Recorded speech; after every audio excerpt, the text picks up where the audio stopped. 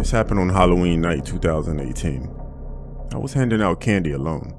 My wife was out with our daughter, so I figured I'd stay home and keep the tradition alive. Around 9 p.m., the flow of trick-or-treaters slowed down. The porch light flickered once, and I remember thinking that the bulb must have been dying. Then I noticed a kid standing at the edge of the driveway. He wasn't moving, just standing there staring. He was just like a clown, with a red wig and white gloves, but his mask, it looked too real. Not a cheap plastic one, more like a full latex face with wrinkles and frozen grin that was stretched just a little too wide. I called out to him. I said, "Hey buddy, you coming up for candy?" He didn't respond, just tilted his head slowly like he was studying me. Then he started walking, stiff, jerky steps like he wasn't used to moving his body. I tried to laugh it off, maybe some older kid being creepy or something. When he got close, I dropped a couple of chocolates into his bucket. I said, "There you go, happy Halloween." He just stood there. The grin on that mask caught the porch light in the strangest way. The shadows made it look like his mouth was still moving. Then I heard something behind me, as if someone had walked up behind me. I turned, shining my phone's flashlight. There was someone walking into my front door that I left open. When I turned back, the clown kid lunged at me. The kid poked me with something and I kicked him in the head at the same time. He went down. I turned around and ran toward my house, and as I saw that person that was going into my house running out the house, the opposite direction. I ran into the house and I shut the door. My heart was racing. I turned off all the lights and I peeked out the window. There were 3 of them now, 3 clowns standing in my yard.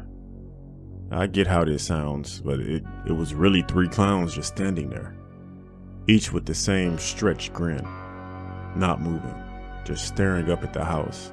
I calmed down a little bit and felt a sharp pain in my shoulder. This dude stabbed me. I called the cops and I was shaking. By the time they arrived, there was no one outside. The officer seemed worried because I was the 4th person that called that night, with almost the same exact story, but I was the only one that was stabbed. I was taken to the hospital and got stitched up. The next day when I went to take the trash out, I found something on the porch, a mask. Same kind of latex clown face. The outside had blood splatter on it and words written on the inside. This may sound corny, but the word said, "Trick or treat."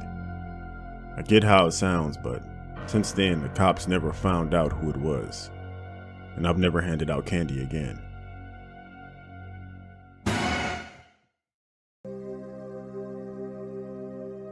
When I was 19, I thought I knew everything.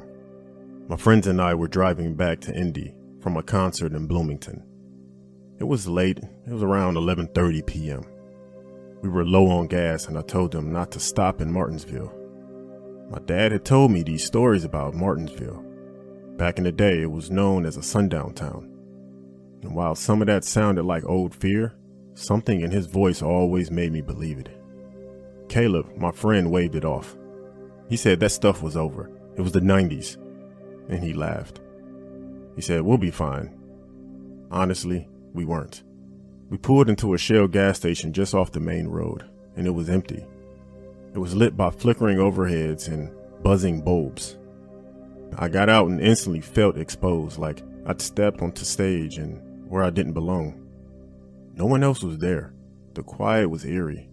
There were no cars, no insects, just the buzz of lights and a faint humming sound. But then I went inside.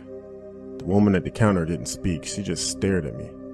She looked at me, up and down, and then my 2 friends behind me. She said, "You boys shouldn't be here right now." And I asked why. She said, "Because some folks around here, they watch the clock, and it's almost midnight." Then she picked up the phone and started to dial. I ran outside and I told Caleb to hurry up. He had gone into the restroom. When he came out, he looked like he had seen a corpse. He said, "Dude," he whispered, "there's flyers in there, swastikas, Klan meetings, a news poster taped to the mirror." That's when we saw the trucks, 2 of them, pulling into the lot. They were big and lifted with Confederate flags in the back of them. And the people inside, they were laughing. One guy had on a mask like a hunter's face covering. I didn't wait to find out more. We peeled out and the tires were screeching. They followed, and they were turning their high beams on and off. And then they toyed with us, honestly. For the next 20 miles, they stayed behind us. They never passed us. They never honked, just followed.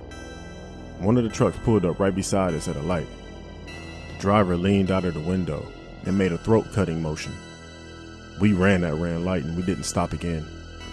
Once we crossed into the next county, they were gone, just vanished, like they were never there. But they were. And so were the signs in Martinsville.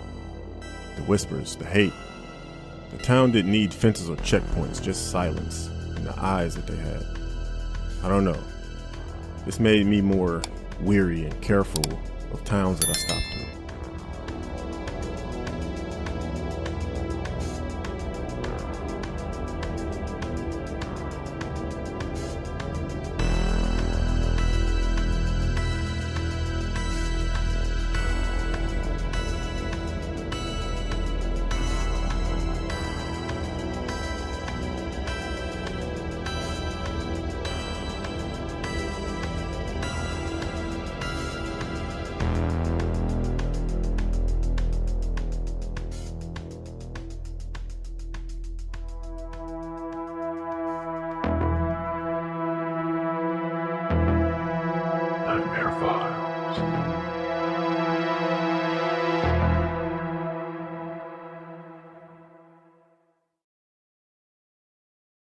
When I was a teenager, I would often explore the deep web with my friends, specifically weird stuff on Hidden Wiki. There were definitely a lot of links to choose from. I never clicked on the violent links because I'm not into that. My friend Latrice told me to click on one that says new best friend. After doing so, it takes you to a page where you have to make a profile. I put the name Lisa on my profile. My real name is Susan. Once I made the profile, you are directed to a main page that has categories. They were silly, serious, smart, and smothering. We clicked smothering. I thought it was funny. After choosing, there was a list of people with their pictures, male and female. I clicked on the profile of a guy that had the name 5, like the number 5. I entered, and it didn't seem like someone who would be a smothering friend. When I was searching through his profile, I received a message from him asking if I were looking for a friend. I looked at Latrice, and she laughed, but also told me to respond yes. So we're messaging back and forth for maybe 30 minutes, and then Latrice had to go. I told him I'll be back on tomorrow, and he said okay. Maybe a week went by where I would talk to him every night. He seemed very nice, so we exchanged numbers so we could talk more. Everything seemed fine until I clicked on another profile and someone else messaged me. I started talking with this other person, but still was texting the guy 5, which I knew his real name now as William. The new guy had the name Bill on his profile. A day went by and he seemed cool, but then William randomly asked me why I was talking with Bill.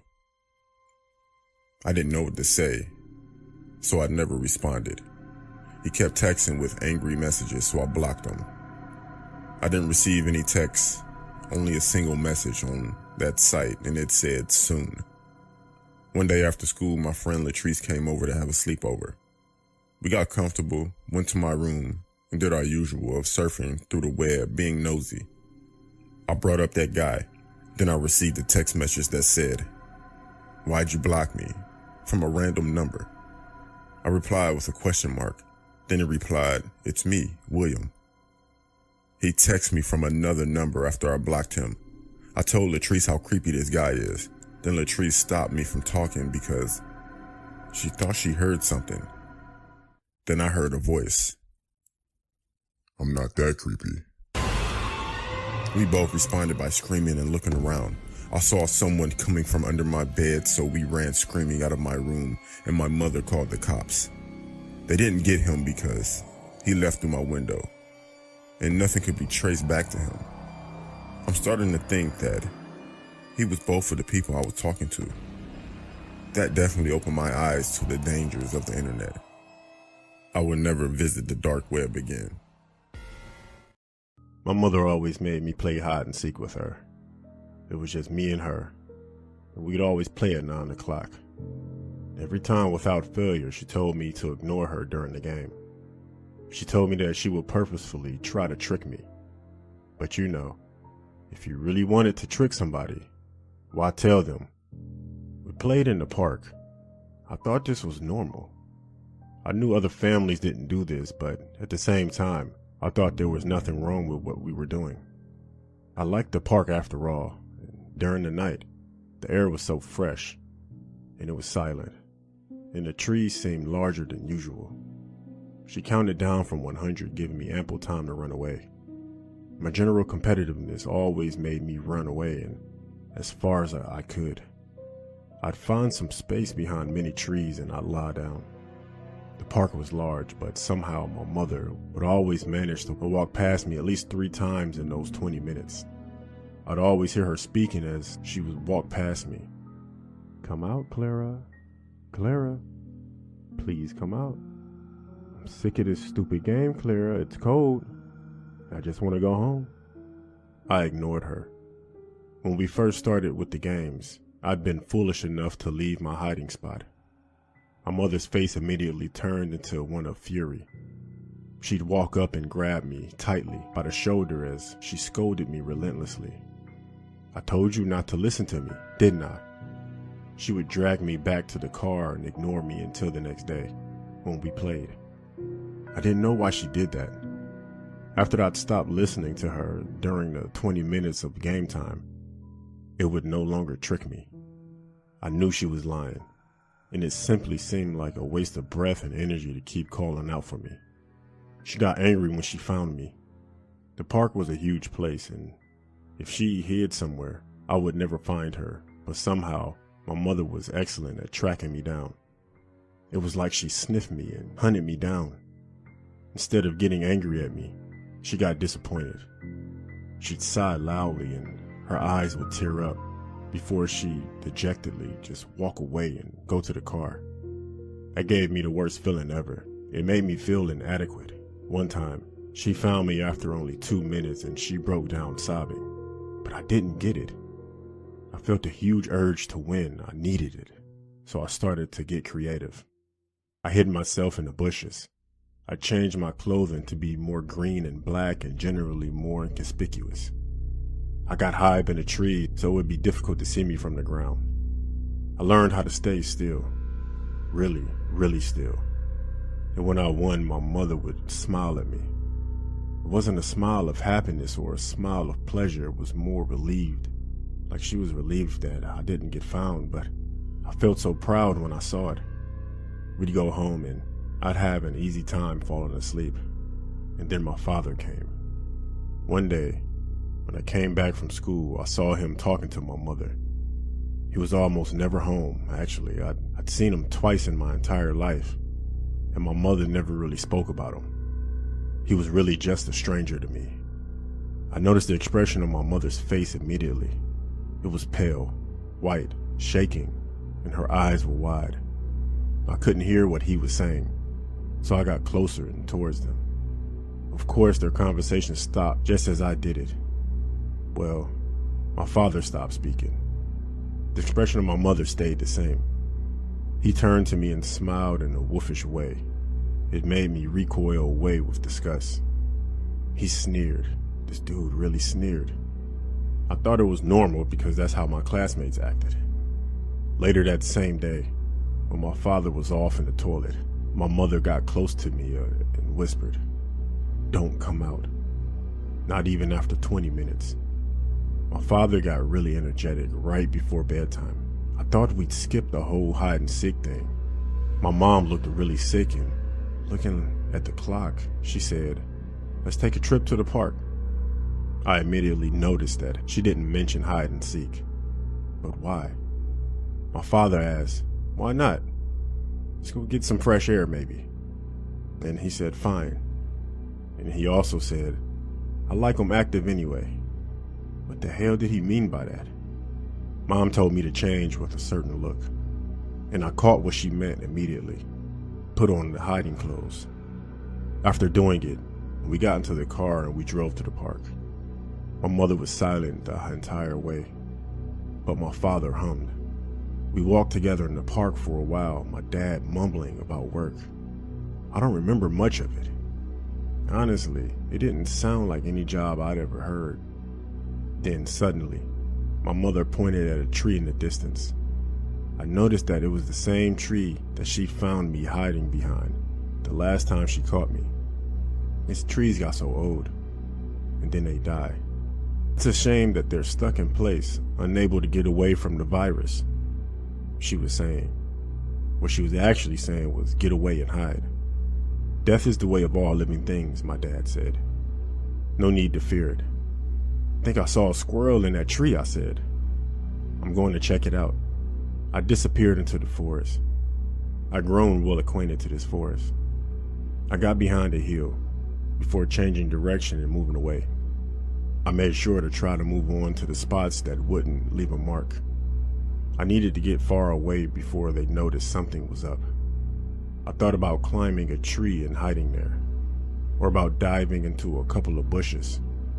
Trees were only effective if people didn't check. Bushes worked great, but you'd have a small, if no view of your surroundings.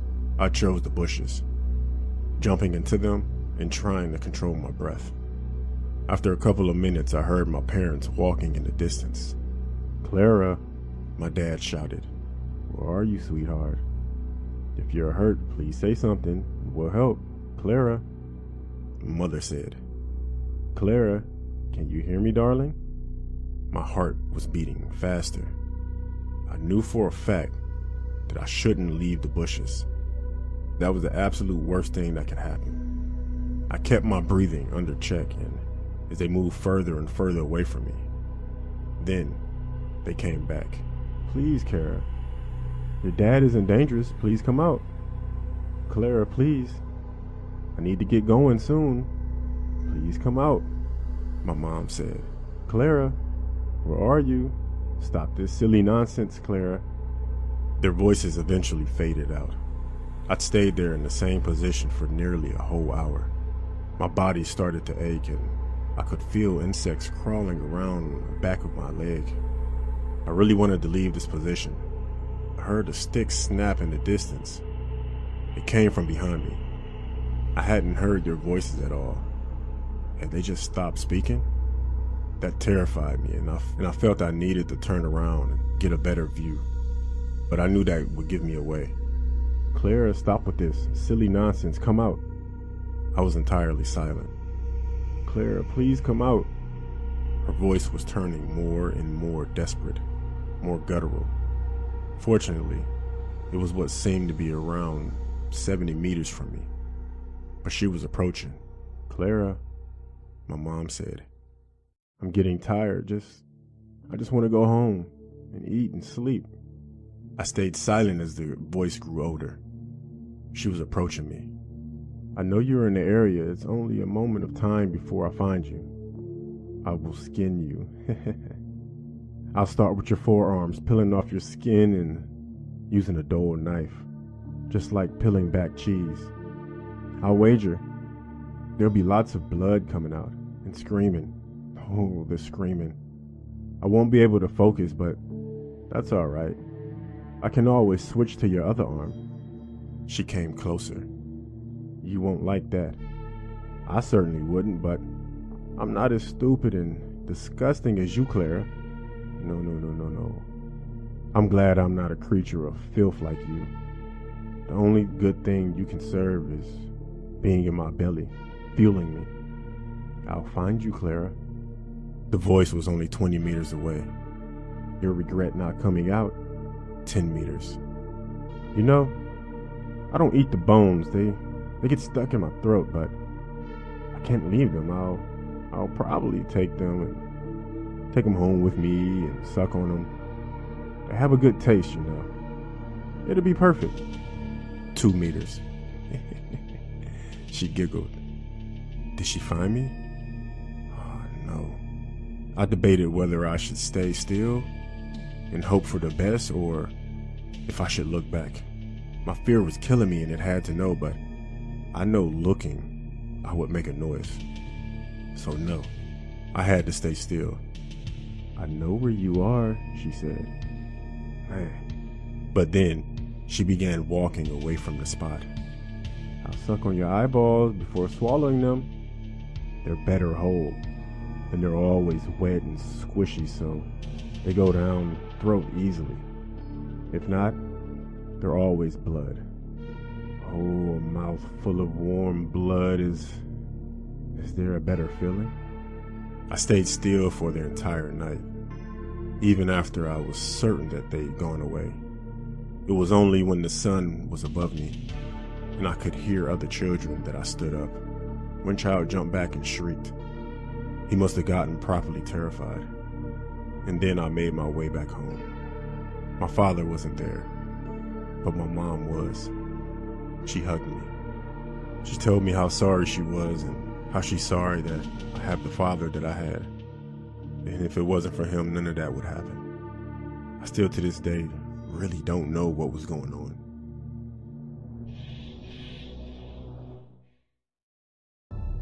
I went on a trip with my girlfriend. The trip was supposed to be romantic, me and Maya. We had been dating for about a year. I wanted to do something special for her, something quiet. So we found a cabin near Shawnee National Forest in Illinois, just outside a small town called Anna. The place looked cute online. It had old school charm, hiking trails, and good food. But we should have looked deeper. From the moment we got to town, people stared at Maya like she was a circus act. She's black, I'm mixed, and I usually pass as white. But when we were together, people noticed. The diner we stopped at was the first red flag. Our waitress avoided eye contact. Everyone else looked like they were trying not to. It felt like being watched through a two-way mirror. Later at a gas station, the cashier handed me a receipt and whispered, "Don't stay out late. Not around here." She said it fast like she wasn't supposed to warn us. That night, we sat on the porch of the cabin. The sun had just dipped, and there was this heavy silence, and it wasn't peaceful, just off. I asked Maya if she was okay. She didn't even look at me when she answered me. She said, "We need to leave tomorrow." So I didn't argue. But we needed snacks, so we made a real quick drive back in town. That's when I noticed the sign near the edge of the trees. It was rusted and weather-worn. It was hidden behind some brush, but still visible. It says, "Anna welcomes you. Ain't no N-words allowed." I stopped breathing. I didn't tell Maya. I didn't want to scare her, actually. So, inside the store, we grabbed what we needed fast. There was a man in the corner sitting still as a statue. He never spoke. He just watched as we left. I saw him follow us out, and that was the first time he moved. Then I noticed the car parked beside ours. It was an old Crown Vic with tinted windows, with the motor idling. We got in the car and we drove away. The Crown Vic pulled out right behind us. Then another truck turned onto the same road. There was no headlights, no passing, just following us.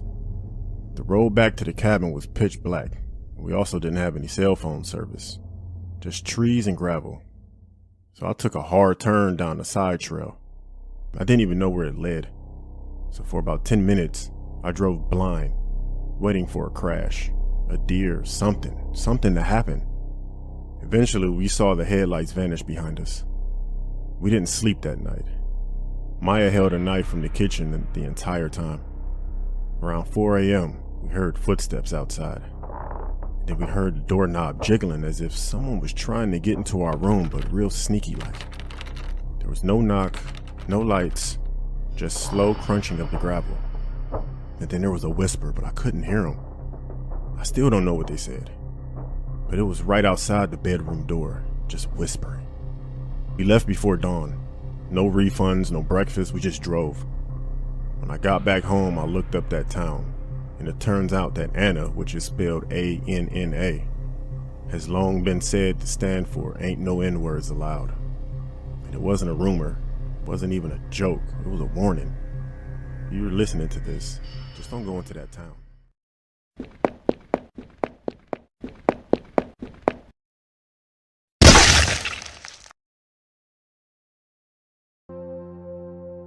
first day of middle school is supposed to be awkward, but in a fun way. New teachers, new hallways, new kids trying to figure out where they fit in. I was nervous but excited. And I had a new backpack, my new sneakers, and my mom's "you're going to be great" pep talk in my head. Everything was normal until after lunch. Our first class of the day was science, in one of the older wings of the school. The hallway smelled faintly, I would say like dust and cleaning supplies. The room had tall, narrow windows along one side, looking out into the back parking lot, the one nobody used except a few staff members. Mrs. Kramer, our teacher, was explaining the rules when I saw a shadow move past one of the windows. It was quick, just a blur, but it caught my attention. I turned my head and that's when I saw him. A man, not a teacher, definitely not a parent. This guy was tall, maybe in his late 40s with greasy hair poking out from under a gray hoodie. His hands were buried deep in his pockets and he was just standing there, looking right at me, so I froze. When our eyes met, he smiled, slow and deliberately. Mrs. Kramer must have noticed my expression because she paused mid-sentence and glanced toward the window. She didn't react, but she walked over and tugged the blinds down halfway. I thought that was the end of that. About 10 minutes later, we all heard it, a faint scraping noise, like nails dragging across a chalkboard, but muffled. My stomach twisted because I knew exactly where it was coming from, the window. The blinds didn't cover the bottom, and in a little gap, there were worn out sneakers pressed right up against the building.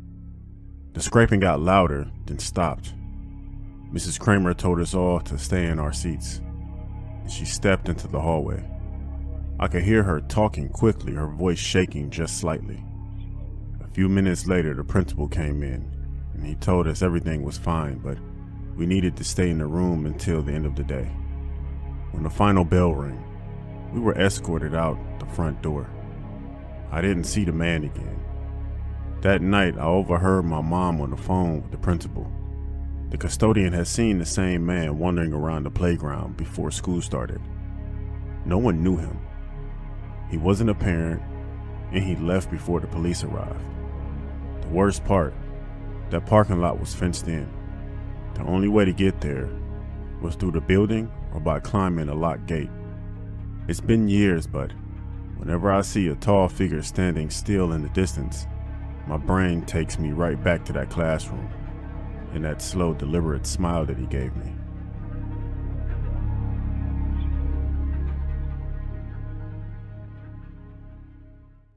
This was back when I started high school. I was already an edge that morning, and high school was bigger and louder and felt more like a maze than a school. But my locker location made me feel better. It was the middle of the hallway, right by the stairwell. It was easy to find. The kid with the locker next to mine was already there when I arrived. He was tall, thin, pale, with messy dark hair covering his eyes. He didn't speak, and he didn't smile. He just slammed his locker and walked away without looking at me. Between classes, I came back to grab my next book, and I noticed something sticking out of his locker. It was a folded piece of paper. It wasn't for me, but I don't know why. I opened it. The message inside was short, written in red ink. It said, "Don't come to school tomorrow." There was no name, no joke, just those words. When I saw him again later, I handed him the note. I said, "Hey, I think someone left this for you." He looked at it for maybe 2 seconds, then crumpled it up and shoved it into his pocket without saying a word. His expression didn't change. That night, I told myself it was probably some stupid prank. The next morning, I noticed something the second I walked up to the school. There was police cars everywhere. 2 of them parked by the front entrance. It was teachers standing outside with serious faces. Halfway through first period, the principal's voice came over the PA. He said, "No one is to leave their classrooms without permission." After that, the whisper spread fast. By lunch, people were saying the tall kid from my locker row had been taken out of class by the police. Rumor was he'd been caught with a weapon in his backpack. No one was hurt, but that note, someone had tried to warn him, or warn us. When I cleaned out my locker at the end of the school year, his was still full. There was books and papers, all untouched since that day. I never saw him again, and I still wonder what would have happened if the police hadn't shown up.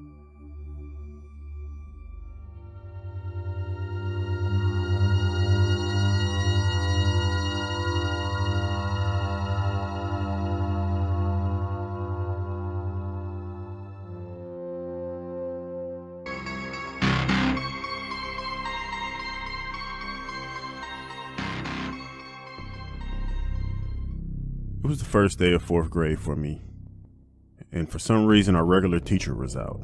I think she was sick. Her name was Miss Ellis. We had a substitute. He was an older man. He looked about mid-60s to late 60s. He had real big glasses, but he was dressed well. From the start, something felt a little off. He was overly friendly, singling me out by name, even though I have only said it once during roll call. When he passed by my desk, he rested his hand on my shoulder for a little too long. Every time I looked up, his eyes were already on me. At recess, I stayed inside to finish a drawing, so he did too. He said he was grading papers, but he didn't even have a stack of them. It was just an empty desk and his eyes were on me the whole time. He started asking me questions. Did I live close? Did my parents work during the day? Would I be walking home alone? Stuff like that. But even when he wasn't asking me questions, he just sat there, looking right at me. Something about the way he asked me those questions, it made my skin crawl. When recess ended, he told me to stay behind to help organize books in the supply closet. The closet was small. There was no windows and only one door. He stood in the doorway while I stacked books. Then he said, "I can give you a ride home. You can save your parents the trouble." I mumbled that my mom was picking me up, and I squeezed past him. After lunch, Mrs. Ellis's assistant walked in unexpectedly to drop off paperwork. The substitute's mood changed instantly. He kept his distance, and he barely spoke. The next day, Mrs. Ellis was back. When we mentioned the substitute, she froze. Her exact words were, "We didn't have a sub yesterday." The police came later that week. It turns out, no one had hired him. He walked in with a briefcase, signed the visitor's log under a fake name, and spent half a day alone with kids. This guy never came back. But the part that still keeps me up is, he knew my name before I ever said it out loud. Who was this guy? Ever since then, I haven't seen him, luckily. I hope he hasn't seen me. But when I think back on that day, it creeps me out.